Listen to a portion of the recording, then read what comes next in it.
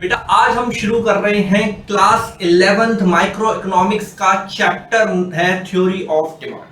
ठीक है, देखो मैं आपको बताता हूं कि 11th के जो बच्चे होते हैं वो 10th पास आउट करके नए सब्जेक्ट्स में एंटर करते हैं, चाहे वो कॉमर्स फील्ड से हो या आर्ट्स फील्ड से हो, दोनों ही केस में उनके पास इकोनॉमिक्स अवेलेबल होती है। ठीक है, मैंने आपको इस चैनल के ऊपर ऑलरेडी फर्स्ट चैप्टर पढ़ा रखा है बहुत अच्छे से, आपको एक मोटा मोटी आपका बेस है इकोनॉमिक्स के रिगार्डिंग में। अब हम जा रहे हैं चैप्टर करने नेक्स्ट अपना, ध्यान दीजिएगा। चैप्टर क्या है? क्लास है हमारी 11th, चैप्टर है हमारा थ्योरी ऑफ डिमांड। बेटा देखो चैप्टर का नंबर मैंने इसलिए नहीं लिखा, कई बार बच्चा कंफ्यूज हो जाता है। मैं यहां पर थ्योरी ऑफ डिमांड पढ़ा रहा हूं अभी। किसी बुक में अगर कोई बच्चे के स्कूल में टीआर जैन की बुक होती है, हालांकि बुक से कोई फर्क नहीं पड़ता, सब बुक सेम होती है। आपको ये नोट्स फॉलो करने होते हैं कि हम यहाँ पर समराइज करते हैं हर चीज को, आराम से आपको कॉन्सेप्टली समझाते हैं। किसी बुक में ये चैप्टर नंबर जो है 3rd होता है, किसी में 4th होता है, तो इसलिए हम नाम चैप्टर का नंबर नहीं मेंशन कर रहे। तो कोई कंफ्यूजन की बात नहीं है, अपने इंडेक्स देख लीजिए। हम जो है इस लेक्चर में थ्योरी ऑफ डिमांड को शुरू कर रहे हैं। ठीक है, क्लास 11th माइक्रो इकोनॉमिक्स।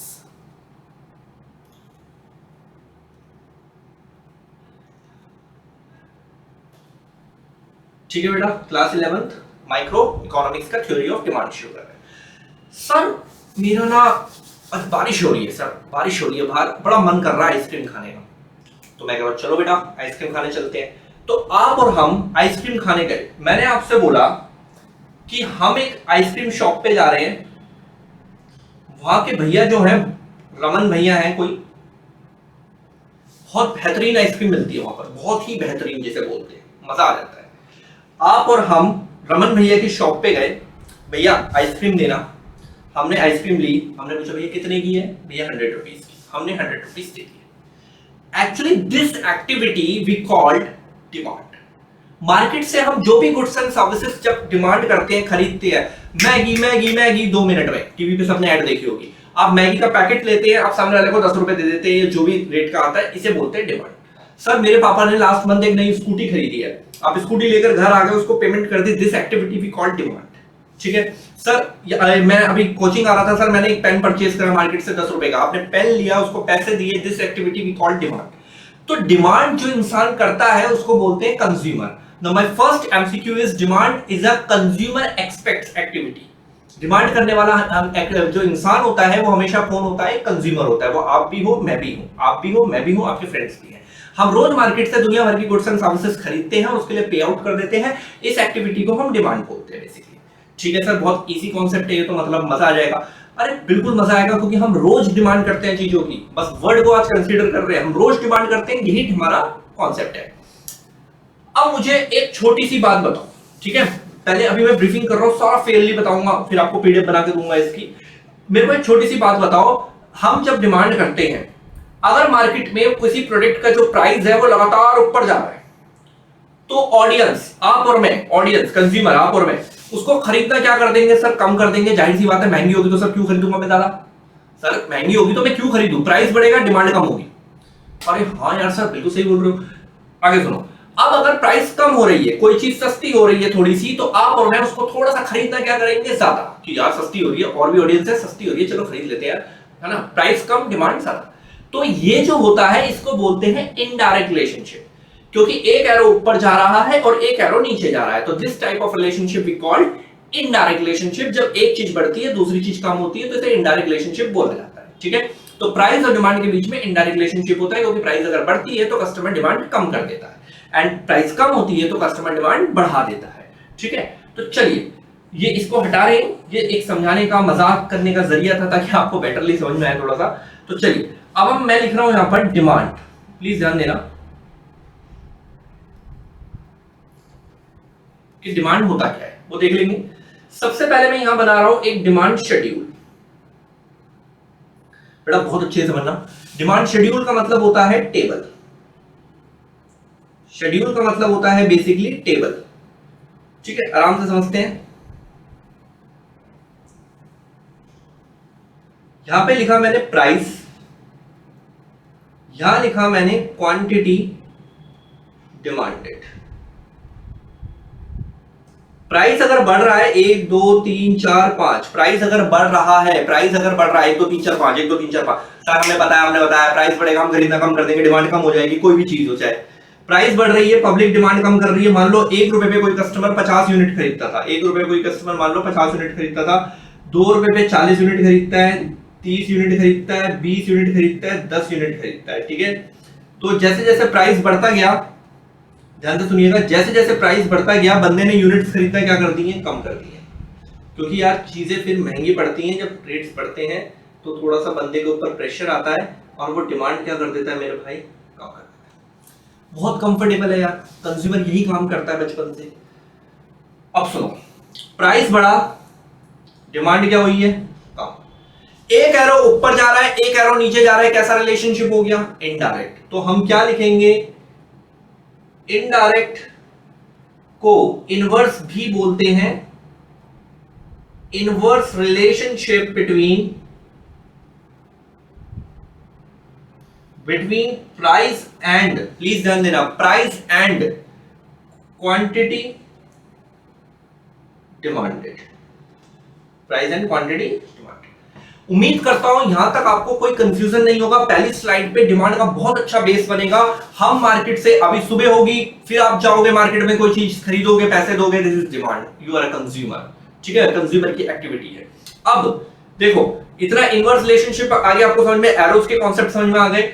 अब इसको उठाकर एक टेबल में रखेंगे तो हमारा बन जाएगा डिमांड कर्व, ठीक है। इसको उठाकर एक टेबल फॉर्म में प्रेजेंट करेंगे तो हमारा बन जाएगा डिमांड कर्व। किसी को कोई कंफ्यूजन नहीं होनी चाहिए मेरे भाई, बहुत मजेदार सब्जेक्ट है इकोनॉमिक्स हमारा। यहां पर हमेशा प्राइस रहेगा, यहां पर हमेशा क्वांटिटी डिमांडेड रहेगा। आई अगेन रिपीट, जो 11th के बच्चे हो आप, 11th में जो सीबीएसई का सिलेबस है उसमें ग्राफ आपको ऐसे ही बनाना है, कोई अगर मगर डगर पगर नहीं करना है। वाई एक्सिस पे प्राइस को रखिए, एक्स एक्सिस पे डिमांड को रखिए, वाई एक्सिस पे प्राइस को रखिए, एक्स एक्सिस पे डिमांड को रखिए। बेटा जी टेबल को देखिए, टेबल में प्राइस कहां तक गई है, 5 तक, 1 2 3 4 5। क्वांटिटी कहां तक गई है, 50 तक, 10 20 30 40 50। चलिए पॉइंट्स लगाना शुरू करते हैं। 1 रुपए की, स्क्रीन को ध्यान से देखिए, 1 रुपए प्राइस पर कितनी डिमांड है, 50। तो 1 रुपए प्राइस पर कितनी डिमांड है, 50, यहां पॉइंट आ जाएगा। 2 रुपए पे कितनी है, 40, टेबल्स को देखिए ध्यान से, 2 पे 40, 3 पे 30, 4 पे 20, 5 पे 10। सारे पॉइंट्स को आपस में मैच कर दिया। It is called demand curve, it is called demand curve, it is called demand curve. आप शेप को ध्यान से देख लीजिए, this type of curve, it is called demand curve. And demand curve generally slopes downward. Demand curve generally slopes कैसा होता है, downward. देखो बहुत आराम से समझो, जब जब इनवर्स रिलेशनशिप होता है इकोनॉमिक्स में, इनवर्स मतलब इनडायरेक्ट, एक चीज बढ़ती है एक चीज कम होती है, प्राइस बढ़ा डिमांड कम, प्राइस बढ़ा डिमांड कम हुई, तो इस टाइप के ग्राफ को बोला जाता है डिमांड कर्व। इस टाइप के कर्व को हम क्या रीड करते हैं, demand curve downward sloping. Slope कैसा है, ढलान, स्लोप मतलब ढलान, कैसा है, डाउनवर्ड, यानी कि इनवर्स रिलेशनशिप है डाउनवर्ड का मतलब। तो हम यहां पर लिखेंगे demand curve generally slopes downward। generally slopes कैसा होता है, downward, because demand curve generally slopes downward because it shows the indirect relationship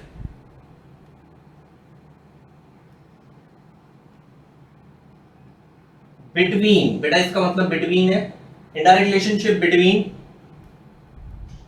price and quantity demanded.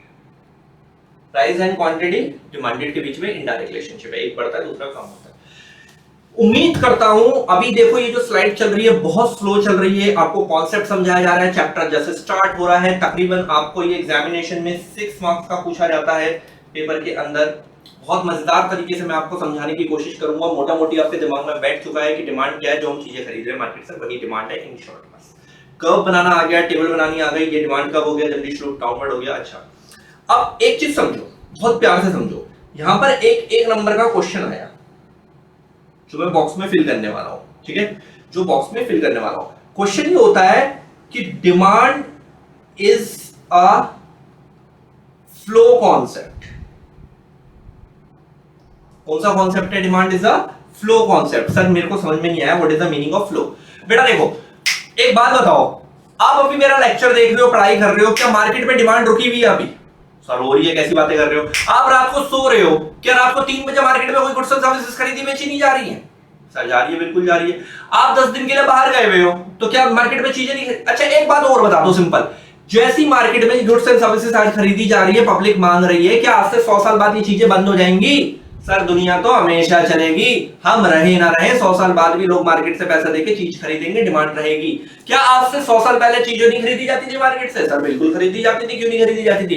तो demand is a all time activity. जिस प्रकार से life is just go with the flow, life हमेशा चलती रहती है, वैसे ही demand भी हमेशा चलती रहेगी। तो demand is a flow concept, never stop point, हमेशा चलेगा डिमांड। आप अपने आंखों के सामने देखिए, आप खरीदे ना खरीदे और दुनिया खरीद रही है, बेच रही है, खरीद रही है, बेच रही है, डिमांड चलती रहेगी। तो demand is a flow concept. दिमाग में बिठाने का एक तरीका है, ये एमसीक्यू देख के रटाने की, सबने फ्लो लिखवा रखा था। फ्लो क्यों है? फ्लो मतलब बहते रहना, चलते रहना, life is go with the flow and demand is also flow concept, चलता रहेगा हमेशा। तो ये है। अब हम डिमांड की बनाएंगे डेफिनेशन, जो कंज्यूमर के एक्सपेक्ट्स को हम समझ रहे हैं, ठीक है। अब देखो इस टेबल को प्लीज ध्यान से देखना, इस टेबल से ही डिमांड का definition generate. Demand refers to the, ध्यान देना, demand refers to the various quantities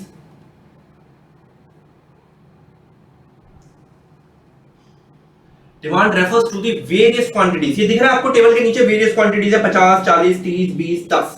demand refers to the various quantities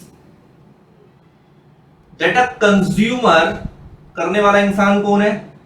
consumer. Demand refers to the various quantities that a consumer is ready to buy, ready to buy, खरीदने को तैयार है, ready to buy at different possible, ready to buy at different possible prices। देखो पहले मेरे को समझना, demand क्या है बेटा, ध्यान से समझो। Refers to the various quantities, ये वेरियस क्वांटिटीज आपको टेबल पे दिख रही है, 50, 40, 30, 20 जो भी है। That a consumer is ready to buy, consumer खरीदने को तैयार है, बाय खरीदने को तैयार है, at different possible prices. Table को ध्यान से देखिए कि सर मैं 1 रुपए पे 50 खरीदूंगा, सर मैं 2 रुपए पे 40 खरीदूंगा, सर मैं 30 रुपए पे इतना खरीदूंगा, जो भी है 3 रुपए पे 30 खरीदूंगा, सर मैं 2 रुपए पे इतना खरीदूंगा। एट डिफरेंट पॉसिबल प्राइसेस पे मैं कितनी क्वांटिटी खरीदूंगा? At different possible prices at over a period of time, ये over a period of time के अंदर, ठीक है। पैसा दिया, चीजें खरीदी। देखो अभी ना यहां पर मैं आपको कुछ वर्ड्स लिखवा रहा हूं, प्लीज इस स्लाइड्स को बहुत अच्छे से आप समझेंगे, आपको मजा आएगा, आप डीपेस्ट पॉइंट पे जाओगे कि मुझे डिमांड को कैसे कंसंट्रेशन पावर के साथ इसको समझना है। बहुत ही इजी चैप्टर है, आपको मार्क्स मिल जाते हैं बेटा। देखो आपने इसका नाम सुना होगा वांट्स। सर आपका हमने पहला चैप्टर पूरा देखा हुआ है। वांट्स का मतलब होता है सर, वांट्स का मतलब होता है जो हम चाह रहे हैं। वांट्स आर अनलिमिटेड, आपने पहले चैप्टर में पढ़ाया था। सर नीड्स है, हमें किसी चीज की जरूरत है, नीड्स, डिजायर, ये सब वर्ड हम जनरल लाइफ में थोड़ा बहुत सुनते हैं, जनरल लाइफ में। एंड हम इकोनॉमिक्स पढ़ने बैठे हैं, हम इकोनॉमिक्स के अंदर एक वर्ड आता है बेटा डिमांड। देखो मैं घर बैठे बैठे सोच रहा हूं भगवान BMW लेनी है, BMW लेनी है, BMW लेनी है, पैसे नहीं है, पैसे नहीं है, तो ये डिमांड है नहीं, ये मेरी क्या है? डिजायर है। आपके पास पैसे पड़े हैं घर में, आइसक्रीम खानी है, आइसक्रीम खानी है, पैसे पड़े हैं लेकिन फिर भी जाके नहीं खरीद रहे, तो ये भी डिमांड नहीं है। डिमांड सिर्फ तब है जब आप मार्केट में खड़े हैं, पैसा दे रहे हैं, चीज ले रहे हैं, दिस इज डिमांड। घर बैठे बैठे ख्याली पुलाव बनाते जाओ, ये लूंगा वो लूंगा, पैसा नहीं है फिर भी सोच रहे हो, पैसा है फिर भी सोच रहे हो, नहीं है। ऑर्डिनरी लैंग्वेज में हो सकता है ये सारी बातें सेम हो, लेकिन वांट्स, नीड्स, डिजायर एक अलग चीज है और डिमांड बिल्कुल एक अलग कॉन्सेप्ट है इकोनॉमिक्स के अंदर। डिमांड कब है? जब willingness to buy, willingness to buy, मैं खरीदना चाहता हूं विद द परचेजिंग पावर, और मेरे पास उसको खरीदने के पैसे भी है, पैसे दी, BMW ली, this is called demand. Willingness to buy with the purchasing power, इसका एमसीक्यू आता है, mark my word, willingness to buy, मैं खरीदना चाहता हूं, विद द परचेसिंग पावर, दोनों पॉइंटों को हटा दिया तो फिर डिमांड नहीं है। पैसा नहीं है सोच रहे हो, पैसा है फिर भी नहीं विल कर रहे, खरीद नहीं रहे, तो दोनों का होना जरूरी है, willingness to buy with the purchasing power. ये जो स्लाइड थी हमारी पूरी, ये पूरी स्लाइड डिमांड की एक एक्सप्लेनेशन है जो डिमांड का बेस बनाती है। डिमांड का डेफिनेशन हो गया, wants, need, desire and demand अलग है। डिमांड का शेड्यूल हो गया, एक एरो ऊपर एक एरो नीचे, indirect relationship, downward sloping curve हो गया। Demand is a flow concept हो गया। ठीक है, चलिए अगली स्लाइड पे मूव कर रहे हैं, बहुत ध्यान से देखिएगा। अब हम लिखेंगे, ध्यान देना, factor affecting of demand. Please ध्यान दीजिएगा, factor affecting of demand, oblique करके बेटा इसको ये भी बोला जाता है डिटर्मिनेंट्स ऑफ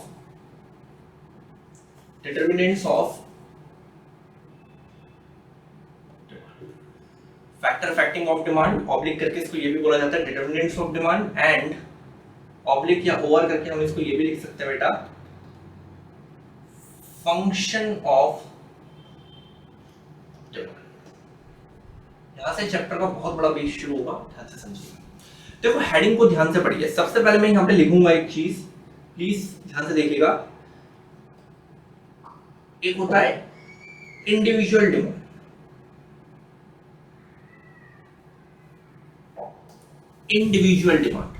इंडिविजुअल का मतलब क्या है, मैं अपनी चीजों की डिमांड अपने हिसाब से करता हूं, आप अपने हिसाब से करते हैं, आपके बेस्ट फ्रेंड्स अपने हिसाब से करते हैं, मार्केट में सुबह जाकर जो भी पसंद आता है अपने हिसाब से ले आते हैं। हम सबकी अपनी अपनी इंडिविजुअल डिमांड है, हम सबकी अपनी अपनी इंडिविजुअल डिमांड है जो हम अपने बेसिस पे करते हैं। हेडिंग को पढ़िए, ऊपर क्या लिखा हुआ है, factor affecting of demand. Factor affecting of demand, please ध्यान से पढ़िए। फैक्टर अफेक्टिंग, आपको ऐसे फैक्टर सोचने हैं जो डिमांड को अफेक्ट करते हैं, आपको ऐसे फैक्टर सोचने हैं जो डिमांड को अफेक्ट करते हैं। डिटर्मिनेंट्स ऑफ डिमांड, डिटरमाइन करिए ऐसे फैक्टर जो आपकी डिमांड को इन्फ्लुएंस करेंगे। इसको और सिंपल कर लेते हैं।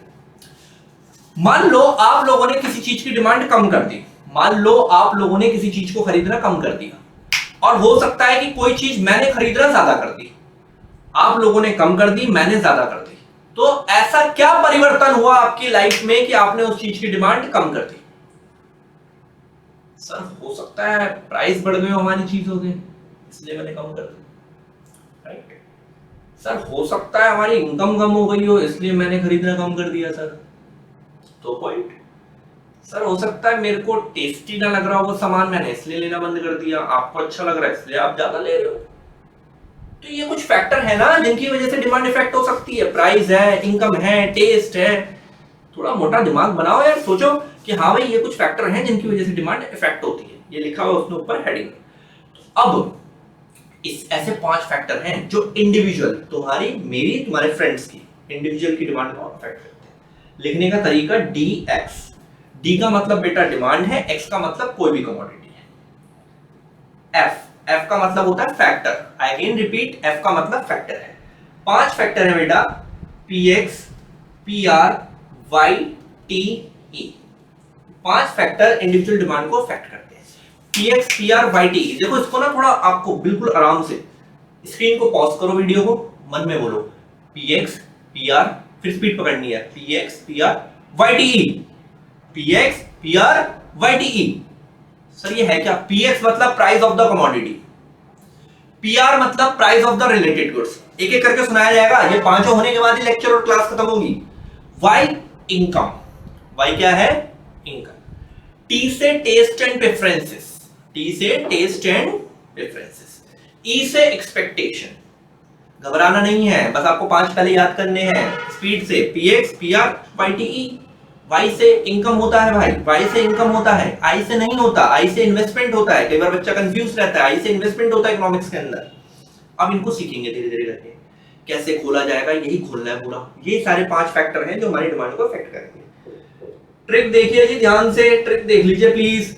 प्राइस को छोड़कर बाकी फैक्टर को बोला जाता है other things to be constant.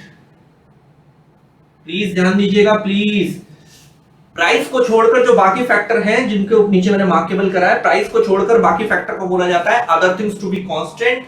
और मेरे प्यारे बच्चों, आपने पहला चैप्टर पढ़ रखा है इकोनॉमिक्स का, माइक्रो का, जो मैंने आपको पढ़ाया है इस चैनल के ऊपर, बार बार बोल रहा हूं, उसमें मैंने आपको पढ़ाया है economics is a Greek language word. MCQ होता है economics is a Greek language. अब यहां पर एक और एमसीक्यू है, ये जो other things to be constant है बेटा, इसको ग्रीक लैंग्वेज में ये भी बोला गया है सेट्रेस पैरिबस। सेट्रेस पैरिबस बोला गया, सेट्रेस पैरिबस। अब ये जो सेट्रेस पैरिबस है, कई बार क्वेश्चन पूछा हुआ है कि other things to be constant means, तो नीचे ऑप्शन होता है सेट्रेस पैरिबस, या ceteris paribus means other things to be constant. Price को छोड़ के बाकी सारे फैक्टर्स को बोला गया, ठीक है। अब हम एक एक करके इन फैक्टरों को समझेंगे। हम सबसे पहले फर्स्ट वाले को समझ रहे हैं मेरे भाई, फर्स्ट वाले फैक्टर को, पीएक्स को। सर ये तो आपने बताया था अभी, प्राइस ऑफ द कमोडिटी। ऊपर हेडिंग है कि कौन कौन से फैक्टर हमारे डिमांड को इन्फ्लुएंस करते हैं या अफेक्ट करते हैं। तो प्राइस करता है पहला, तो अगर प्राइस बढ़ेगा तो डिमांड कम होगा, प्राइस कम होगा तो डिमांड ज्यादा होगा। इनडायरेक्ट रिलेशन, प्राइस से इफेक्ट होता है कि बंदा ज्यादा खरीदेगा या कम, ये फैक्टर है प्राइस एक। अब सुनो, प्राइस की वजह से होगा, पर बोर्ड को ध्यान से देखो, मेरे को नहीं, ज्यादा बोर्ड को देखो जो स्क्रीन बनी हुई है। पर अदर थिंग कीपिंग कांस्टेंट, बंदे की इनकम में कोई चेंज नहीं हुआ, टेस्ट में कोई चेंज नहीं हुआ, बंदे की इनकम, टेस्ट में, बाकी फैक्टर में कोई चेंज नहीं हुआ, बस चीजों के रेट बढ़ गए इसलिए बेचारे ने खरीदना कम कर दिया, या चीजों के रेट कम हो गए इसलिए बंदे ने खरीदना ज्यादा कर दिया। अदर फैक्टर्स कीपिंग कांस्टेंट है, जैसे कि इनकम और टेस्ट और ई एक्सपेक्टेशन, इनमें भी कोई चेंज नहीं हुआ।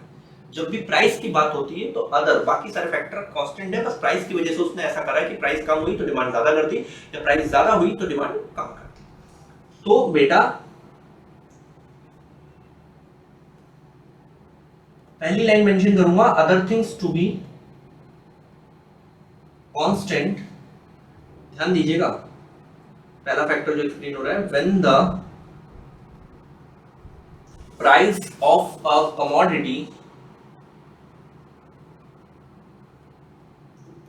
Price of a commodity rises, बढ़ गई, सर हमें पता है प्राइस बढ़ गई तो क्वांटिटी डिमांड कम हो जाएगी। When the price of a commodity rises then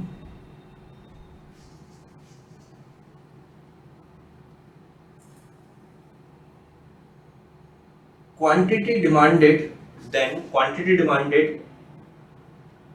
falls, कम हो गई, and vice versa।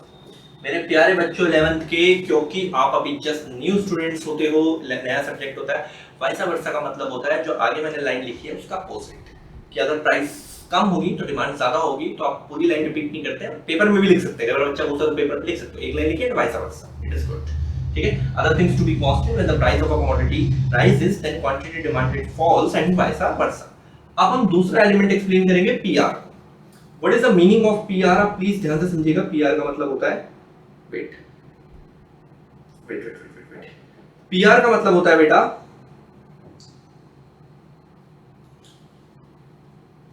Price of the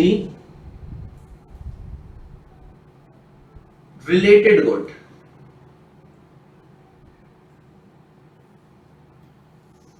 price of the related goods. Related word पे फोकस करो, रिलेटेड, जो रिलेट करते हैं आपस में। मार्केट में कुछ गुड्स ऐसे होते हैं जो रिलेट करते हैं, ठीक है, जो आपस में रिलेट करते हैं। हम एक को छेड़ते हैं, दूसरे पे इंपैक्ट दिखाई देता है उनके बीच में, क्योंकि रिलेशनशिप है, ठीक है। तो रिलेटेड गुड्स होते हैं। अब मैं समझाता हूं। There are two types of related goods.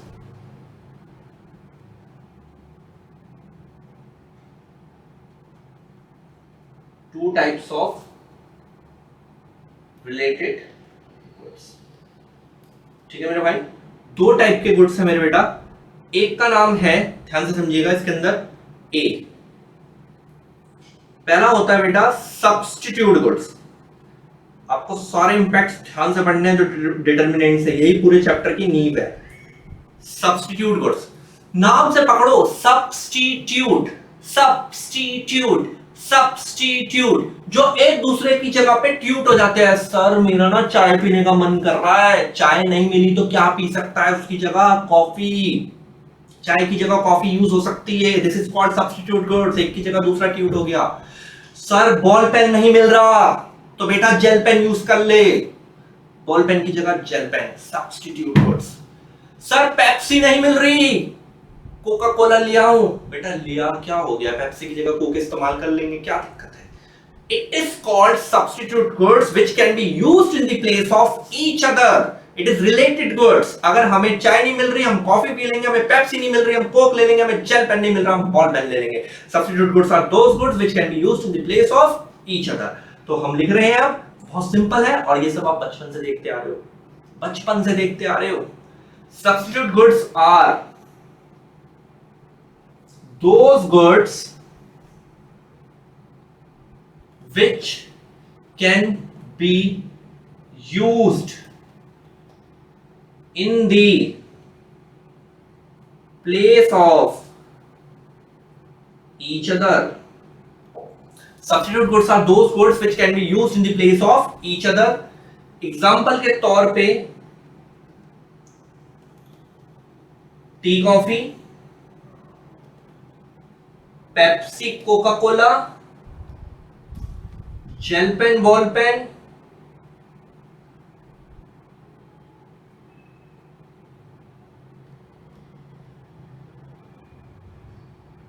etc. Simple. अब देखो आगे की कहानी समझनी है, आगे की कहानी समझनी है। 5 एलिमेंट है, रिलेटेड गुड्स के 2 पार्ट है, लिखा है there are 2 types of related goods. एक चल रहा है सब्स्टिट्यूट, ध्यान से समझना। ये रहा टी, ये रहा कॉफी। बहुत आराम से देखना बेटा, बहुत आराम से, क्योंकि ना बहुत जनरल चीजें हैं यार, बहुत इजी चैप्टर है। ये है पी से प्राइस। आज मार्केट में टी का प्राइस बढ़ गया, मैंने आपको एरो पढ़ना सिखाया, टी का प्राइस बढ़ गया। तो मुझे बेटा एक बात बताओ, कॉफी का डिमांड क्या होगा आज? सर बढ़ जाएगा। इमेजिन करो आप और मैं रोज क्लास खत्म होती है, हम सब सारे दोस्त मिलके, चलो आप भी हम भी सब मिलके शाम को चाय पीते हैं, टपड़ी पे चाय पीते हैं। आज चाय के रेट क्या हो गए, क्लियर दिख रहा है, चाय एरो क्या हो गया, चाय का बढ़ गया, चाय के प्राइस बढ़ गए, पी बढ़ गया, प्राइस बढ़ गया, चाय के प्राइस बढ़ गए। तो मैं बोलूंगा बेटा चलो यार आज कॉफी पियेंगे, सब चाय महंगी हो गई, चलो कॉफी पी रहे। तो कॉफी की डिमांड क्या हो गई, बढ़ गई। हाँ सर ऑब्वियस है, चाय महंगी होगी तो हम कॉफी पीना शुरू कर देंगे।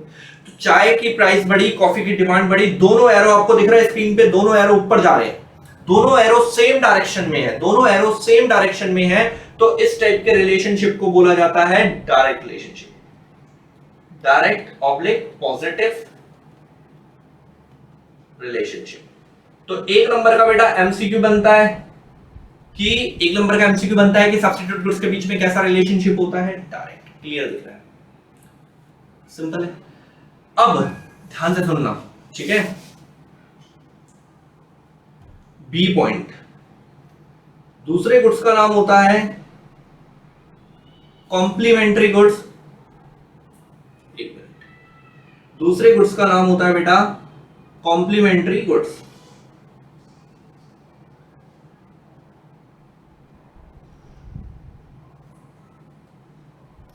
कॉम्प्लीमेंट्री गुड्स, दूसरे गुड्स का नाम है कॉम्प्लीमेंट्री गुड्स। देखो स्पेलिंग को ध्यान से देखो, complementary start with the COM. COM का मतलब होता है कंबाइंड, सीओएम का मतलब क्या होता है, कंबाइंड। सीओएम का मतलब क्या होता है, कंबाइंड करके जो गुड्स यूज होते हैं। फॉर एग्जांपल पेन और इंक, पेन और इंक, पेन और इंक। हमने पेन लिया तो उसमें इंक डालेंगे तभी वो यूज में आएगा, अदरवाइज कोई यूज नहीं है पेन का अगर उसमें इंक नहीं है तो, ठीक है। Next example is car and petrol. अगर कोई बंदा कार खरीदता है तो उसमें डालने के लिए उसको पेट्रोल डीजल कुछ चाहिए, दोनों जोड़ेंगे तभी यूज होगा। आपके पास कार है, पेट्रोल नहीं है, कोई यूज नहीं है। मोबाइल एंड चार्जर, मोबाइल ले लिया चार्जर नहीं लिया, क्या यूज होगा भाई, खत्म। चार्जर है मोबाइल नहीं है, क्या बात है भाई, दोनों ज्वाइन होंगे तभी यूज होगा, ठीक है। देन उसके बाद ब्रेड एंड बटर। यहाँ पर कई बार बच्चा बोलता है सर हम तो ब्रेड यूं ले लेते हैं। बेटा देखो हम ओवरऑल की बात कर रहे हैं, 90% लोग जब ब्रेड खरीदते हैं मार्केट से तो उसके साथ कोई ना कोई कॉम्प्लीमेंट्री लेते हैं, चाहे वो एग हो सकता है, जैम हो सकता है, बटर हो सकता है, कुछ जोड़ के खाने के लिए। सूखी ब्रेड नहीं खाई जाती, 1-8% लोग खाते हैं, वो हटा देते हैं, वो एक्सेप्शन है। तो समझो ध्यान से, ब्रेड एंड बटर जॉइंट में यूज हो रहा है, तो ये वो गुड्स होते हैं जो साइमल्टेनियसली एक बॉन्ड्स को पूरा करते हैं, जोड़ के, मिला के, सिंगल में नहीं, मिला के यूज में आता है, जोड़ के, यूज टुगेदर, ज्वाइंटली यूज करते हैं, ज्वाइंट करके फिर यूज करते हैं। Complementary goods are those goods, complementary goods are those goods which can be used together, oblique jointly. Complementary goods are those goods which can be used together, oblique jointly use करते हैं हम इसको. Example के तौर पे bread butter, ठीक है बेटा, bread butter, petrol and car, bread butter, petrol and car, car लिए तो पेट्रोल भी लोगे, ठीक है, pen and ink, mobile and charger. आपको समझ में आ रहा है कॉम्प्लीमेंट्री जो कंबाइंड में यूज होते हैं, ठीक है. अब देखो आगे की कहानी बेटा, मैं आपको बहुत अच्छे से सिखा रहा हूं. एक एरो ऊपर जा रहा है, एक एरो नीचे जा रहा है, इनडायरेक्ट रिलेशनशिप. दोनों एरो सेम डायरेक्शन में जा रहे हैं तो डायरेक्ट रिलेशनशिप. इतना ही हमारा चलेगा, ठीक है, आने वाले कुछ चैप्टरों में माइक्रो के अंदर. चलिए बेटा आराम से समझते हैं. ब्रेड, किसी एक एग्जांपल को लेकर हम बात समझ रहे हैं, ठीक है. ब्रेड, थोड़ा सा अच्छी राइटिंग हो गई मेरी, वेट.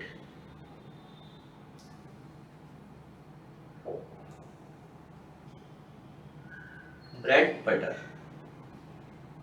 हाँ तो सुनिएगा, अगर ब्रेड का प्राइस बढ़ता है तो बटर का डिमांड कम हो जाएगा. सर कैसे? देखो बेटा, अगर ब्रेड महंगी होगी तो बहुत सारी ऑडियंस जो है मार्केट के अंदर, बहुत सारी ऑडियंस ब्रेड खरीदना बंद कर देगी क्योंकि ब्रेड महंगी हो रही है. प्राइस बढ़ता है तो लोग खरीदते हैं.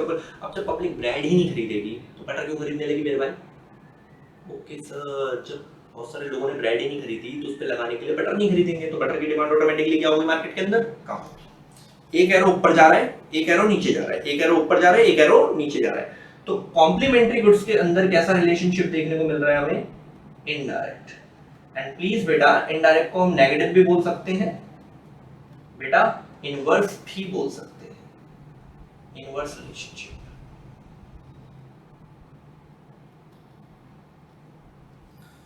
ठीक है जी. बहुत कंफर्टेबल रहना है हमें. देखो मैं आपको एक स्लाइड दिखा देता हूं पीछे जाके थोड़ा सा. हमने स्टार्ट करा है factor affecting of demand. 5 factor हैं जो मैंने आपको याद करना है. पीएक्स, पीआर, वाईटीई, पीआर चल रहा है. There are 2 types of related goods जिसके बारे में मैंने तुम्हें डिटेल दी, सब्स्टिट्यूट एंड कॉम्प्लीमेंट्री. अब हम थोड़ा सा आगे बढ़ेंगे बेटा, यहां तक मैंने आपको पढ़ाया, ठीक है. इसके बेसिस पे एमसीक्यू कैसे बनाते हैं ये लोग एग्जामिनेशन हॉल में, उसको देखते हैं, ठीक है. आराम से देखना. ये जो अभी सब्स्टिट्यूट कॉम्प्लीमेंट्री पढ़ा है इसके बेसिस पे ये एमसीक्यू फ्रेमिंग्स हैं, ठीक है. ऐसे ये लोग फ्रेम करते हैं. क्वेश्चन 1 है बेटा, ध्यान देना. गेम चलेगा रिलेशनशिप से. अगर इनडायरेक्ट रिलेशन है तो आपका क्या बनेगा? कॉम्प्लीमेंट्री. अगर डायरेक्ट रिलेशन है तो क्या बनेगा आपका? सब्स्टिट्यूट, जो पीछे दिखाया मैंने स्लाइड में, ठीक है. प्लीज ध्यान देना. उन्होंने क्वेश्चन लिख दिया, when the price of X goods falls. When the price of X goods fall, X का प्राइस क्या हो गया? फॉल हो गया. Then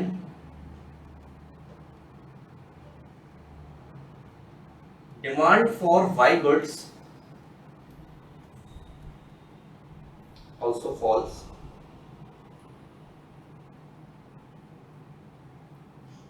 Which type of goods extend by?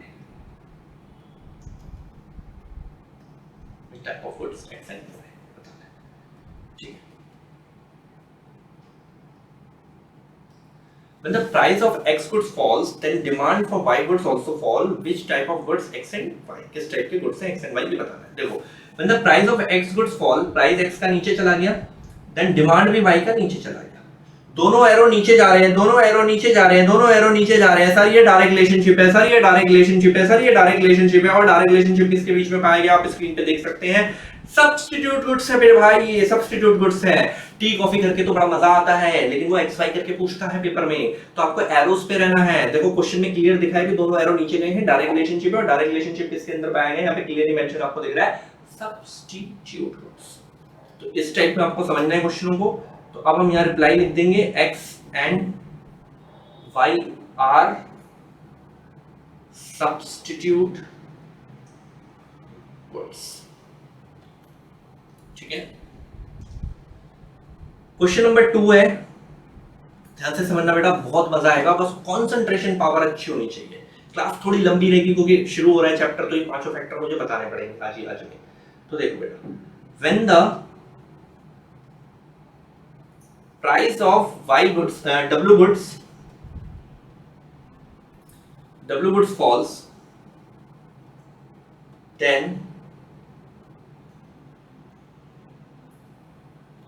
demand for Z goods rises.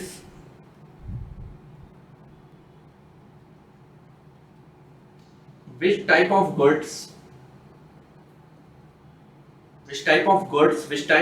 W and Z?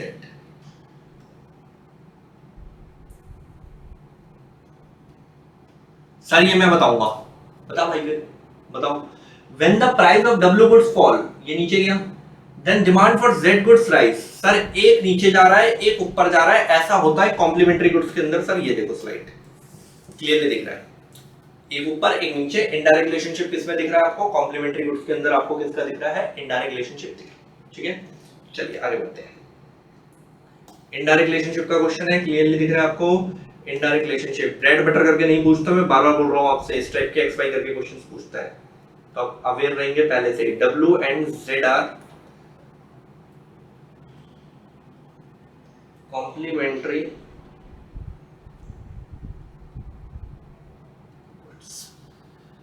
ठीक है। यहां पर सब्स्टिट्यूट और कॉम्प्लीमेंट्री की कहानी सही कही है। आप देखिए मेरी बात को सुनिएगा प्लीज। यहाँ पहली स्लाइड पे आते हैं। यहाँ पर फिलहाल देखिए क्या लिखा हुआ है ऊपर, फैक्टर फैक्टिंग। हम इंडिविजुअल आपकी और मेरी डिमांड को फैक्ट करने वाले फैक्टर्स पढ़ रहे हैं मेरे भाई।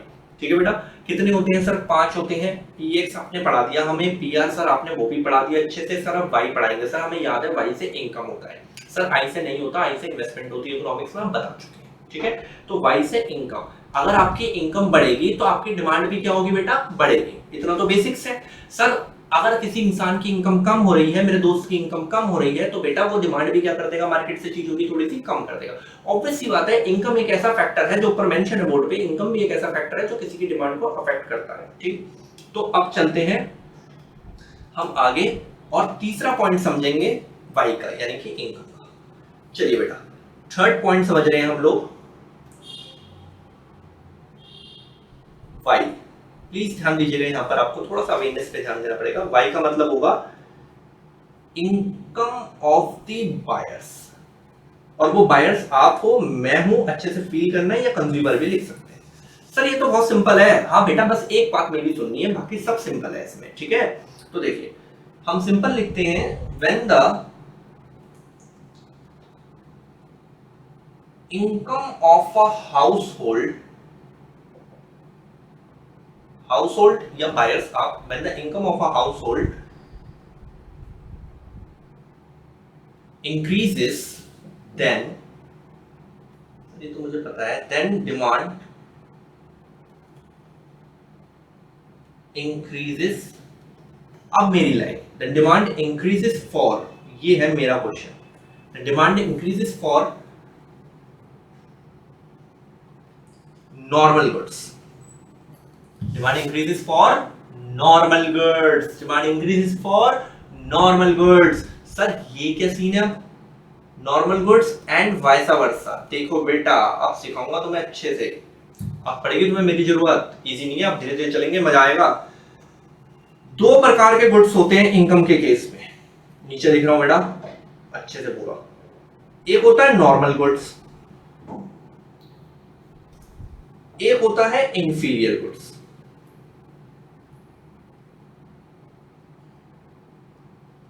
देखो मैं आपको सरल और हिंदी भाषा में भी लिखवाऊंगा, आपके नोट्स ऐसे होने चाहिए, क्योंकि इन्हीं की पीडीएफ भेजूंगा मैं आपको स्लाइड से एकदम, जो बोर्ड पे चल रहा है। बिल्कुल बेटा, एक भी क्वेश्चन छूट जाए, मजा लो, आप लेक्चर अच्छे से देख के जाओ, उसका उस चैप्टर से आप क्वेश्चन छोड़ दें और वो लेक्चर में कवर ना हो, पूरा A to Z। इंफीरियर, नाम से सुनो, इंफीरियर का मतलब होता है घटिया। इंफीरियर का मतलब होता है घटिया। देखो ब्रेन यूज करो, इंफीरियर मतलब घटिया। अब इसका अपोजिट सोचो तो वो नॉर्मल हो गया, इसका अपोजिट सोचोगे तो वो नॉर्मल आएगा, इसका अपोजिट सोचो तो नॉर्मल हो गया। ठीक है, अब मेरी बात को ध्यान से सुनो। अगर आपकी इनकम बढ़ेगी तो आप डिमांड बढ़ाओगे, तो बेटा कौन से गुड्स की बढ़ाओगे? अरे सर अच्छी चीजें खरीदूंगा ना, हड्डियां क्यों खरीदूंगा? नॉर्मल गुड्स की डिमांड बढ़ेगी। और अगर आपकी इनकम कम हो रही है तो आप नॉर्मल गुड्स की डिमांड कम कर दोगे। सर थोड़ा एग्जांपल देके डिटेलिंग्स कर सकते हैं आप नॉर्मल गुड्स और इंफीरियर गुड्स के बारे में? देखो नॉर्मल गुड्स का एक एग्जांपल बना सकते हैं हम, जैसे कि फुल क्रीम दूध आता है, सब वाकिफ है इस बात से, full cream milk, it is a normal goods. Tone वाला आता है, डबल टोन ट्रिपल टोन जो भी आता है एग्जैक्टली मेरे को नहीं पता, डबल टोन आता है मान लो, वो थोड़ा घटिया क्वालिटी का है कंपेयर टू फुल क्रीम।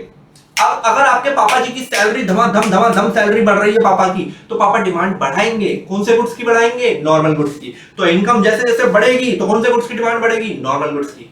पापा की जॉब चली गई, पापा है टेंशन में, अब पापा बाजार जाकर कैसे गुड्स ढूंढेंगे? थोड़े घटिया सामान ही ढूंढ लेंगे, मजबूरी है, जिंदा तो रहना है।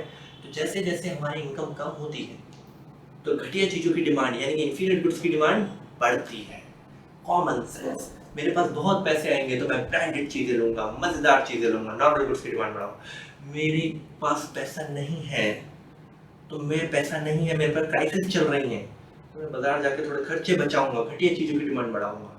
बेसिक कॉमन सेंस है, ठीक है? तो देखो पढ़ो, when income of the buyers increases then demand increases for normal goods and vice versa, and ध्यान देना on the other hand when the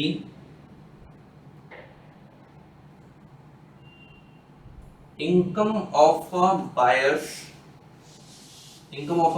increases, अगर किसी बायर की इनकम इंक्रीज होती है तो वो डिमांड कम कर देगा घटिया चीजों की, क्योंकि जब सैलरी ज्यादा आ रही है तो घटिया चीजें क्यों खरीदेगा? Then demand decreases for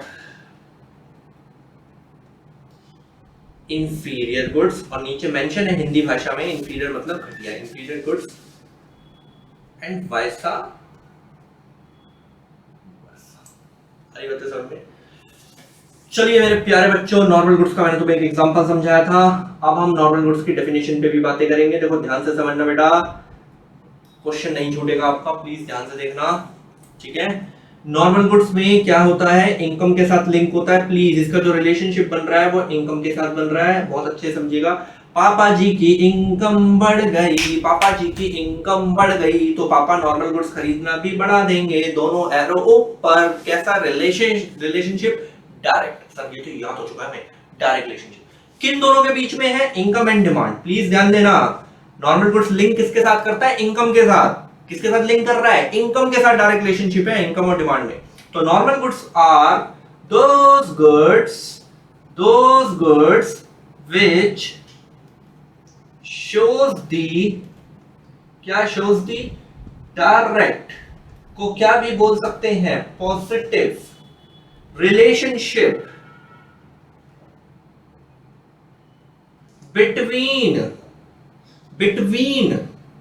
between side में बना हुआ है, किसके साथ लिंक है? Income and demand, income and demand के साथ लिंक है। एग्जाम्पल के तौर पे हो सकता है full cream milk, full cream milk example के तौर पे। बासमती चावल हो सकता है भैया, महंगा आता है बासमती चावल, नॉर्मल गुड्स है। पापा की सैलरी बढ़ेगी, घर में बासमती आएगा दावत का, अमिताभ बच्चन वाला। पापा की सैलरी कम होगी तो घर में अनपॉलिश्ड राइस आएंगे, मोटे मोटे चावल, ठीक है?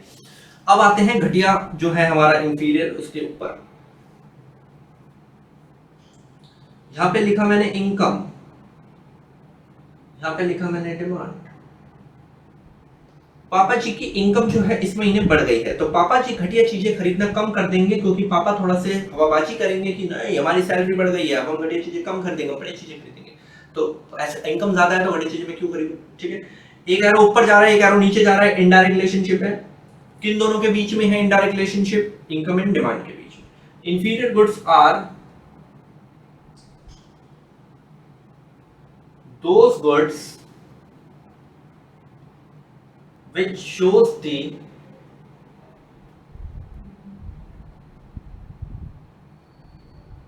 indirect oblique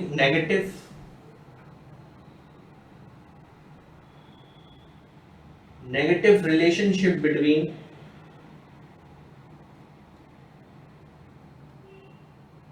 income and demand के बीच में इनडायरेक्ट रिलेशनशिप है, यानी कि इनवर्स रिलेशनशिप है। एग्जाम्पल के तौर पे बेटा आ सकता है यहाँ पर टोन्ड वाला दूध जो होता है हमारा, और अनपॉलिश्ड राइस टोन्ड मिल्क।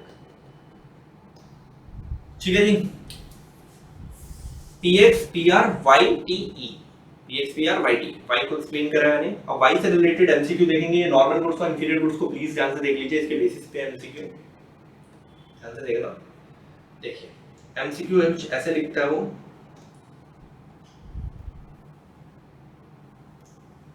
उसके बाद टी से टेस्ट होगा, वो बात की बात है। क्या क्वेश्चन है, when income of a household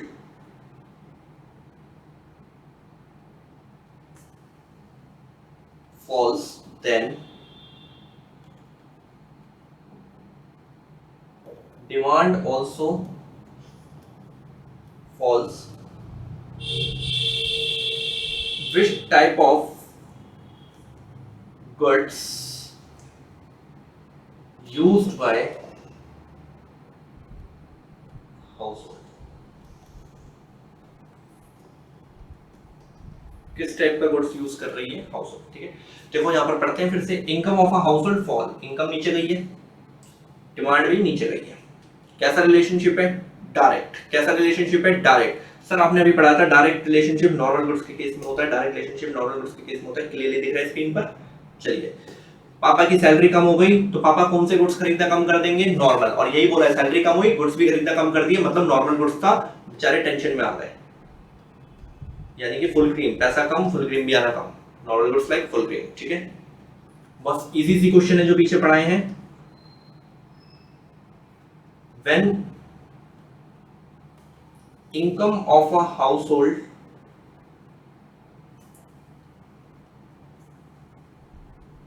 false, then, आपको मेन सारा गेम इसमें रिलेशन का एरो का चल रहा है, then demand rises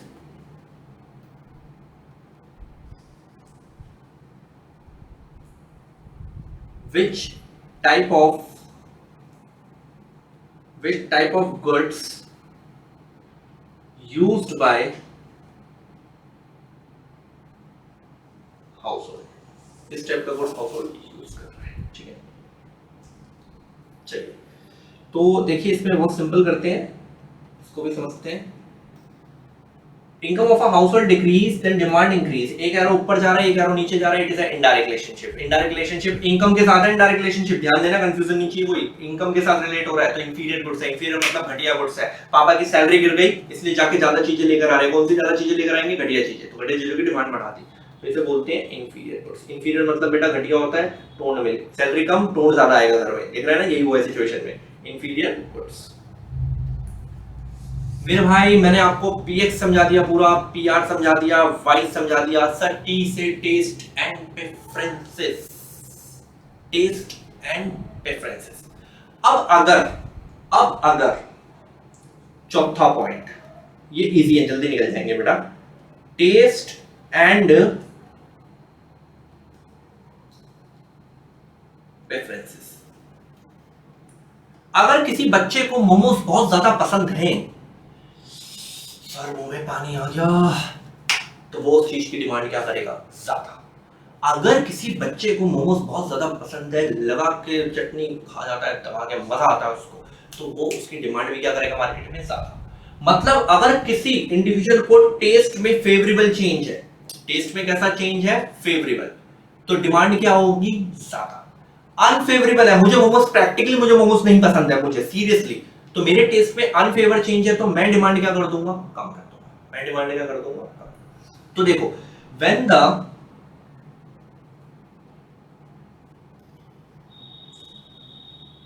favourable change, please mark my word, favourable से क्वेश्चन होता है, एमसीक्यू में होता है कई बार। When the favourable change in taste and preferences, then demand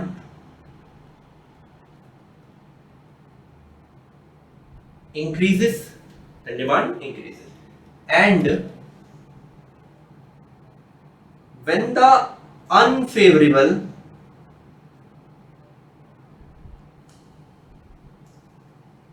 change in taste and preferences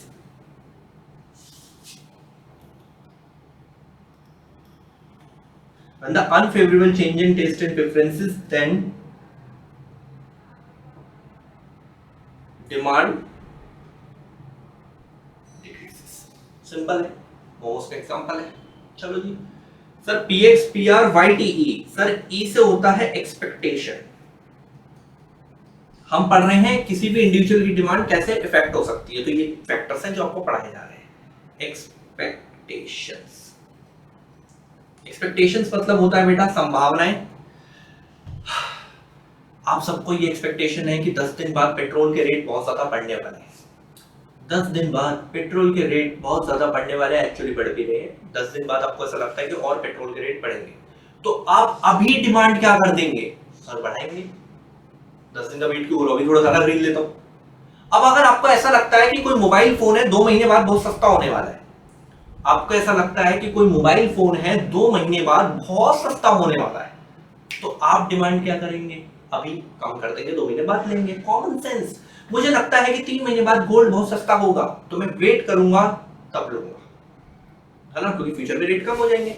तो किसी इंसान की एक्सपेक्टेशन अकॉर्डिंग टू उसके जो प्राइस की एक्सपेक्टेशन के हिसाब से भी डिमांड इफेक्ट होगी। आपको लगता है यंग जनरेशन को कि कोई मोबाइल फोन है यार 6 महीने बाद सस्ता हो जाएगा, मैं अभी क्यों 6 महीने बाद लूंगा, ऑब्वियस सी बात है। तो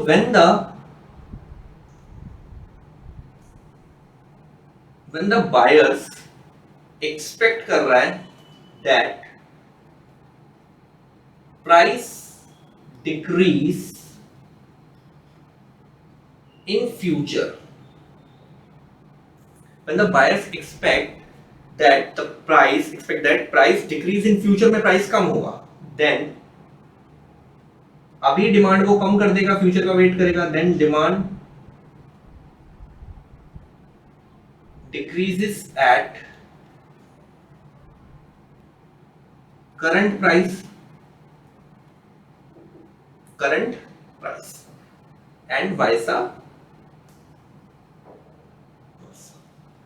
पांचों एलिमेंट्स मैंने बेटा आपको अच्छे से समझा दिए। इस लेक्चर में पांचों एलिमेंट इतना समझा जाएगा, नेक्स्ट में फिर आगे कंटिन्यू होगा, वो बात की बात है। फर्स्ट लेक्चर इतना ही आपका कंप्लीट है आज। अब एक देखो 5 फैक्टर तो यही ही है, मैं आपको जाने से पहले 1 मिनट में एक चीज बता देता हूं। देखो बेटा वेदर, मौसम, वेदर से भी डिमांड इफेक्टेबल होती है। सर एग्जांपल हो जाए, अरे यार गर्मियां चल रही है, समर सीजन चल रहा है, तो समर सीजन में ice cream, cold drink, soft drink, इनकी डिमांड्स क्या हो जाती है मार्केट के अंदर, अरे हाँ यार सर बढ़ जाती है। विंटर आएंगे, भयंकर सर्दियां आएंगी, विंटर में आइसक्रीम, कोल्ड ड्रिंक्स की, सॉफ्ट ड्रिंक की डिमांड थोड़ी सी कम हो जाती है, स्वेटर, जैकेट, दस्ताने, इन सब की डिमांड्स क्या हो जाती है, बढ़ जाती है। और समर में इनकी कम हो जाती है, सॉफ्ट ड्रिंक की बढ़ जाती है। तो मौसम के हिसाब से भी चीजों में परिवर्तन आता है, यानी कि डिमांड्स चेंज होती है कस्टमर की। ठीक है, तो चलिए आज हमने डिमांड शुरू कर दिया है। काफी बेहतरीन लेक्चर हुआ है। इंडिविजुअल के फैक्टर्स पढ़ लिए, 5 फैक्टर्स पढ़ा दिए गए हैं आपको, मौसम के बारे में बता दिया गया है, यानी कि वेदर के बारे में। नेक्स्ट में मिलेंगे, आगे 2 भी कंटिन्यू करेंगे। अच्छे से पढ़ते रहें और बहुत कंसंट्रेशन से इकोनॉमिक्स को अपने अंदर लाएं, ताकि बहुत मजेदार सब्जेक्ट आपको मजा आए। चलिए नेक्स्ट में मिलते हैं, गुड बाय।